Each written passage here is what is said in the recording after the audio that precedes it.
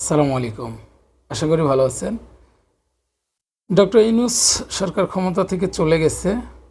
নতুনভাবে সরকারের দায়িত্ব নিয়েছে প্রধানমন্ত্রী হিসেবে তারেক রহমান।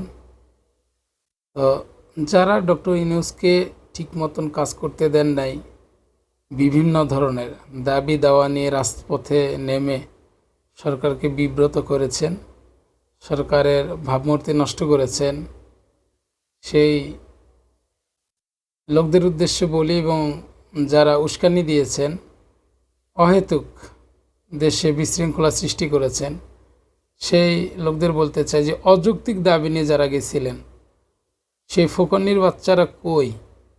সেই ফকন্নি বাচ্চাদের আমন্ত্রণ জানাচ্ছি যে এখন একটু রাস্তায় নেমে সরকারকে বিব্রত করেন। ফকন্নির বাচ্চারা এখন নামলে কিন্তু বাটাম দিবে। যা না, নিজেকে তো খুব এটা দাবি করিস, ওইটা দাবি করিস, এখন একটু যা।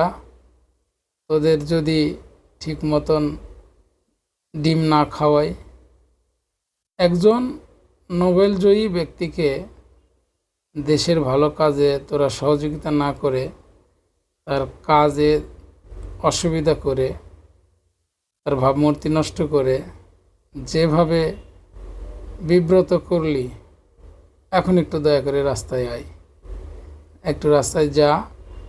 দাবি কি শেষ হয়ে গেছে? ডক্টর ইউনূস তো চলে গেছে, তোদের দাবি না অনেক কিছু ছিল, তা এখন একটু দাবি দেওয়া নিয়ে মাঠে যা। তোদের শাটারিং দেওয়ার জন্য ওরা বসে আছে। ফকন্নির বাচ্চারা, দেশের ভালো চাস না, নিজে ফকন্নি থাকবি, অন্যকেও ফকন্নি রাখবি, এই হলো তোদের আসল ধান্দা।